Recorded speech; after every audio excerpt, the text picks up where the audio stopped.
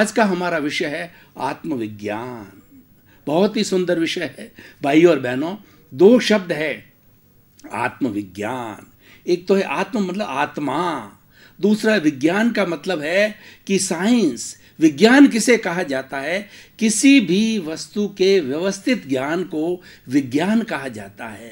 तो हम आत्मा के व्यवस्थित ज्ञान के बारे में आज आपको इस एपिसोड के अंदर पूरा बताएंगे और इसको उसकी सांगोपांग व्याख्या करेंगे। उसको हर दृष्टि से हम व्याख्यात करने की कोशिश करेंगे कि आत्मा किसे कहते हैं। असंख्य परमाणुओं के चेतनामय पिंड को हम आत्मा कहते हैं। आत्मा अजर है, आत्मा अमर है और आत्मा त्रैकालिक है। आत्मा शाश्वत है, भूतकाल में थी, वर्तमान में है और भविष्य में रहेगी। और आत्मा है तो हर जीवित प्राणी का अस्तित्व है, और आत्मा नहीं है तो वो डेड बॉडी गिना जाता है। और ये आत्मा इस शरीर के अंदर निवास करती है, चाहे चींटी का हो, चाहे कीड़े का हो, चाहे मकोड़े का, चाहे हाथी का हो, चाहे मनुष्य का हो, चाहे डायनासोर्स का हो, चाहे पेड़ और पौधा हो। हर जीवित प्राणी के अंदर आत्मा का निवास होता है। और आत्मा है तो उस प्राणी का अस्तित्व है, और नहीं है तो वह अस्तित्व एक मुर्दे के समान है। इसका अर्थ क्या हुआ कि आत्मा एक ऐसा बहुत पावरफुल पुंज है जो कि हमारे जीवन की हर एक्टिविटी को करवाता है।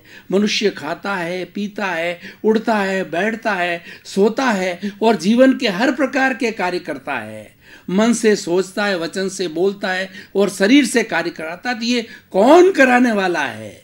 ये कराने वाली हमारी आत्मा है। देखिए, आत्मा अमूर्त है लेकिन शरीर मूर्त है।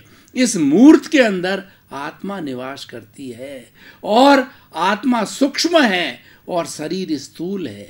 आत्मा चेतन है और शरीर जड़ है। दोनों के अंदर निवास होता है।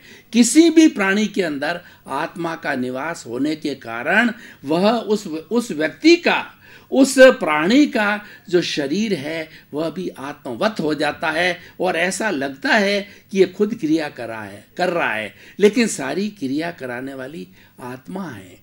आत्मा को सच्चिदानंद कहा जाता है। सत्य, चित्त और आनंद। सत्य का मतलब अविनाशी। आत्मा अविनाशी है, शरीर विनाशी है। आत्मा चेतन है, शरीर पुद्गल है। ये सारी सृष्टि पुद्गलों से बनी हुई है। उसमें से एक चेतना तत्व होता है, वो बिल्कुल अलग है। चेतन तत्व के गुण बिल्कुल अलग है और पुद्गल के गुण बिल्कुल अलग है। पुद्गल जिसमें वर्ण होता है, गंध होता है, रस होता है, स्पर्श होता है, वह पुद्गल कहलाता है। साइंस की भाषा में हम उसको मैटर कहते हैं, हम उसको एलिमेंट कहते हैं। और चेतन तत्व ऐसा है जो सुख दुख की अनुभूति करता है, जो ग्रोथ करता है, जो घटता है, जो बढ़ता है और अपने समान प्रजनन करता है, संवेदना करता है। तो इसको भी विज्ञान ने माना है कि इस तरीके से 9 गुण हैं, जो 9 तत्व है वह विज्ञान ने भी माने हैं, और चेतना प्राणी ने चेतन तत्व में भी माने गए हैं।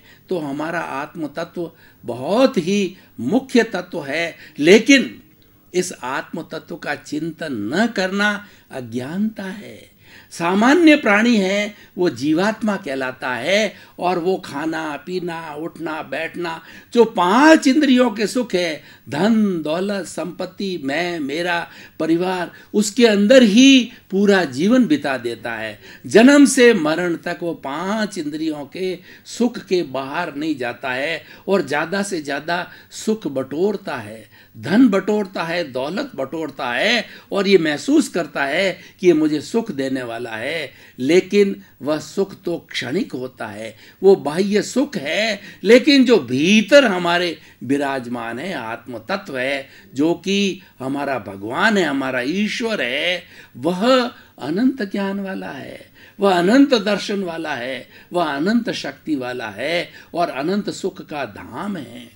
जो सुख हम बाहर ढूंढ रहे हैं, साधनों में सुख ढूंढ रहे हैं, पुद्गल में सुख ढूंढ रहे हैं, वह सुख तो मात्र क्षणिक है।